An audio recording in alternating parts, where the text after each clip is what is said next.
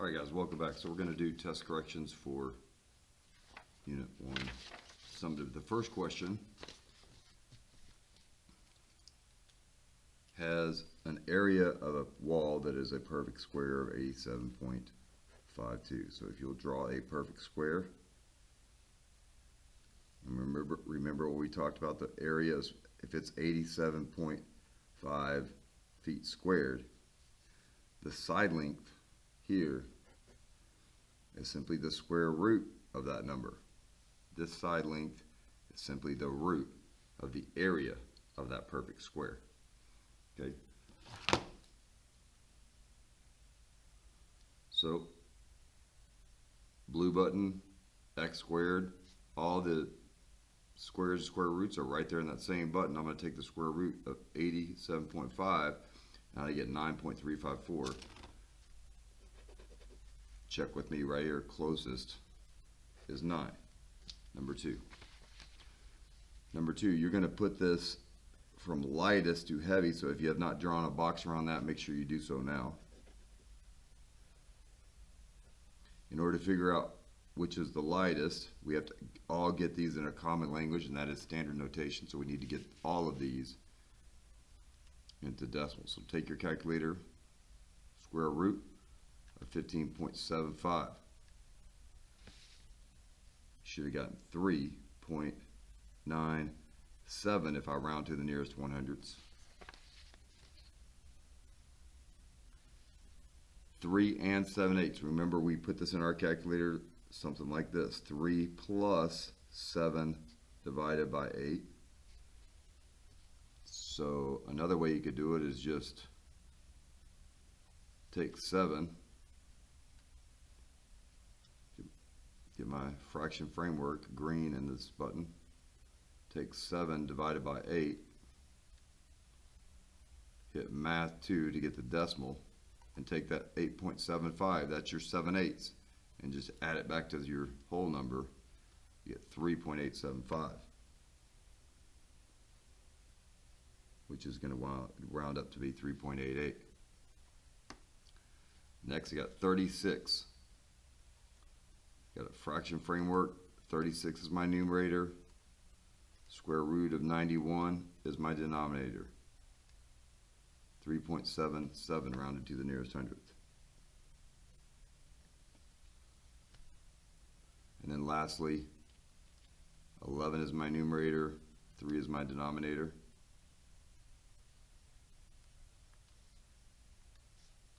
It's going to give me a fraction, so I'm going to say math 2 to get the decimal, and that's going to round to 3.67. So now I've got everything in standard form. Okay? Snowball is $3.97. Fluffy, 3.88. Shadow, 3.77. And Bob is 3.67. So which is the lightest? 3 pounds. 6.7 is the lightest. Okay? Because these are all even threes. So now we go to the second number. So this is going to be first, 7, second, third, fourth.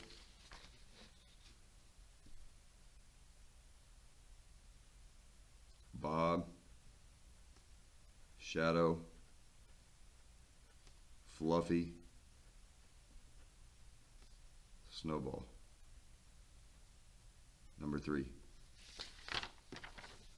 Same thing. I'm just going to draw 4 little arrows here. We need to get all of these into one standard form. First one is get my fraction framework. Here's my pi button right here over the caret, over the house. It's blue, so I'm going to have to hit the blue button to get the pi. Go to my numerator is 3. Enter. 1.047. This one, we don't need to do anything. That's negative 2.302. That's already in standard form, as is the next one. 1.3, already in standard form. I'm going to add a 0 just to kind of line it up, or 2 zeros to line it up with what the other two are. And now I have, remember this is negative, now I have negative square root of 15. So I'm just going to take the square root of 15, turn it negative. So 3.87 to negative 3.872. I'm going to stop there. Now I've got 1, 2, 3, 4 numbers. I need to figure out, am I least to greatest or greatest to least? Put a box around these words if you have not already. The least to greatest. Okay, least means I'm going to start with the negatives, and the bigger negative is less than the smaller negatives. The bigger the number, the further away from 0. Negative 3.872 is the negative square root of 15. Check. Now I've got these three numbers. Of course, I know my next negative is the next one, negative 2.302, which came to me in the form of negative 2.302. Check. Now I've got these two numbers, okay? If I look at the first number, 1, those are tied. Go after the decimal, look at the next number. This is 3 and this is 0, so I know that this is the next number. This is going to be the furthest one to the right. I'll go ahead and put that in here, 1.3, which came to me in the form of 1.3. Okay, this number fits right in there, 1.047, or pi divided by 3. These are ordered negative, largest negative, to the next negative, and then my positives are just smallest to largest. Okay? Look at number 4. Again, talking about irrational square roots, square root of 51. That's all you have to do here. Square root. Put in your square root. Type in 51. Page right. Hit enter. 7.14. This number is 7.14. Okay? It's the same number. Well, so 7 plus a little bit more. So if I go to 7 and I say plus a little bit more, yeah, it should be this button right there, this dot. Draw a line through it. Below goes the standard, 7.14, and above goes the square root of 51. Okay, that's where that number lands. Let's look at number 5. Number 5 says, which of these numbers fits right here? You can substitute for x that lands between 3/8 and 50%. Well, first I got to figure out what 3/8 is. 3 divided by 8 is 0.375. Now I got to figure out what 50% is. Remember what we do here? We take 50 because it's a percent and we divide it by 100 to drop the percent. And now I get that's 0.50. I need to figure out which one of these two answers make this statement true. So which one of these two fall in between these two? Well, I have to go through and figure out what's the standard form of each one. So let's find the square root of 0.03. That's 0.17. Okay. So remember, it's got to be greater than 0.3 or 3.37 and less than 0.50. So does 17 fall between 37 and 15? It does not. That does not work. Okay. 1 divided by 8, 0.125. Does 12 fall between 37 and 50? It does not. Next is 6 divided by 13. You should be doing this in your calculator with me. 0.46. Does 46 land between 37 and 50? Yes. I think we have one. Okay, remember it says it's looking for 2, so let's keep going. Well, let's just look at one. This one's easy, 1.25. Does 1.25, $1.25, land between 37 cents and 50 cents? No, it does not. That's way more than 50 cents. So we take then 0.395 is already in standard form as well. Does 39 land between 37 and 50? Sure does. Okay, simple as that. So our two answers are here and here. Let's look at number 6.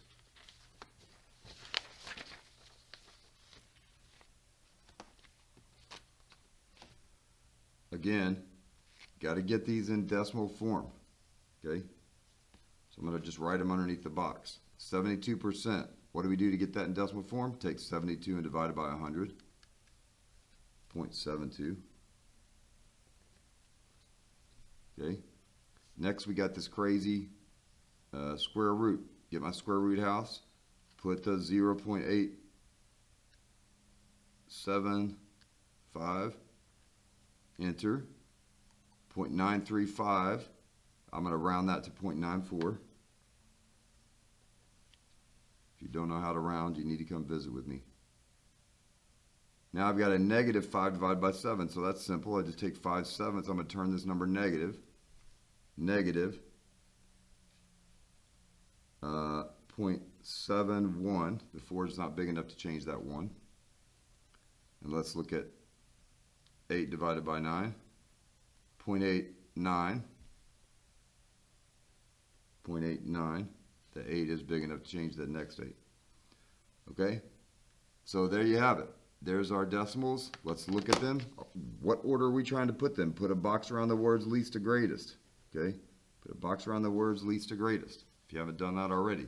Which is the least? Of course, if I have a negative number, I should be starting with my negative. Negative 5 divided by 7. That's the least of these. Now, of these three remaining numbers, 72, 89, and 94, which is the least? Because they're all one decimal place after the decimal. So yeah, I got 72% is the way it was given to me as the next one. And then 89, which is 8 divided by 9. And then 94, which is this crazy square root of 0.875. These are ordered from least to greatest. Okay? All right, I'm going to pause here. For number 7, we're going to take the square root of 9 divided by 3. You just set that up as a fraction, so get my fraction framework. Square root of 9 is my numerator. 3 is my denominator, and you're going to find that that turns into a 1. So this is a 1, 1.00. The next number is 2. Here's your pi button right here above the house. 2 times pi. 6.28. The 3 is not big enough to change the 8. All right. Now we go to our answer choices. First one is pi. That's 3.14. Square root of 9.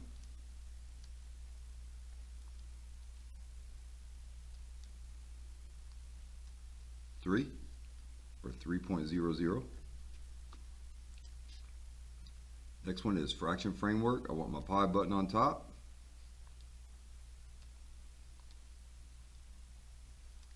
Pi button on top.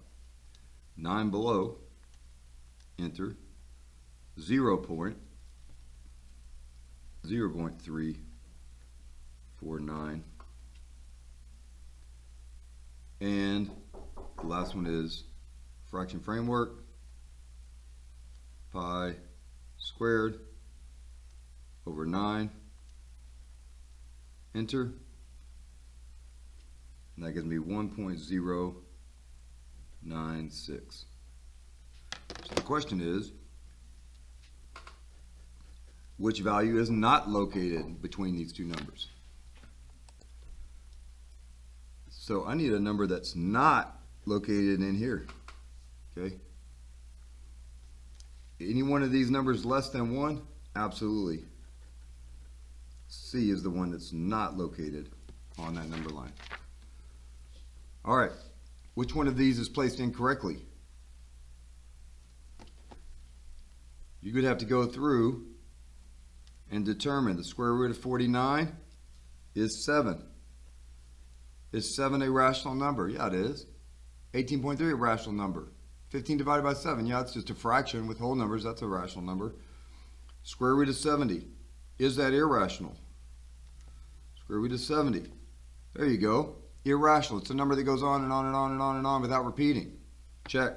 We already know pi is the number one irrational example. Let's check the square root of 225.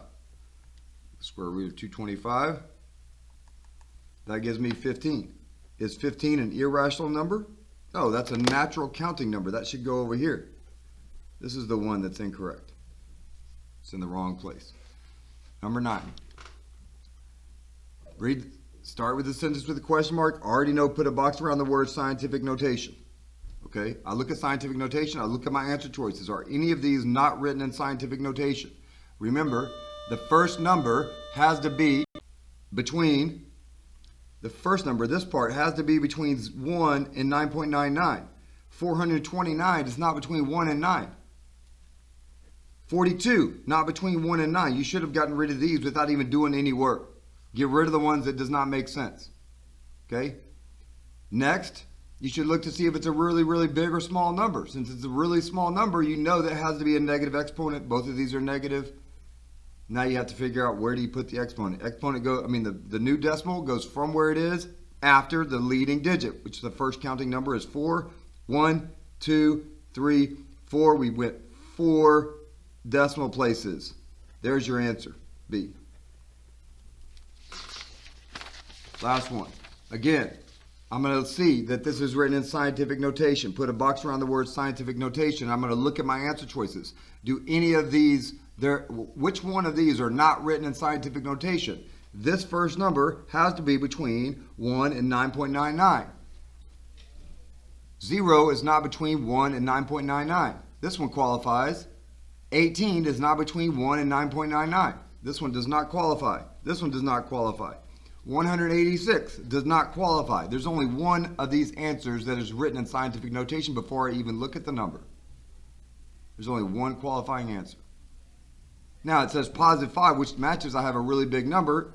The decimal goes at the end because there's not one. It's going to start here, and it's going to go behind the first leading digit, which is a 1. I count the numbers 1, 2, 3, 4, 5. Again, count them 1, 2, 3, 4, 5 decimal places. There's my answer, times 10 to the positive 5. B was the correct answer. Now you should have written what I have written for each one of these in red ink. Once you've done that, you can go back to the front, give yourself +5 for each one that you corrected. Add that back to your score, change it here, initial it, and change your assignment sheet to reflect your new score so that whenever I see it, I can check it, make sure you've done your test corrections, and you're off and running. Good job.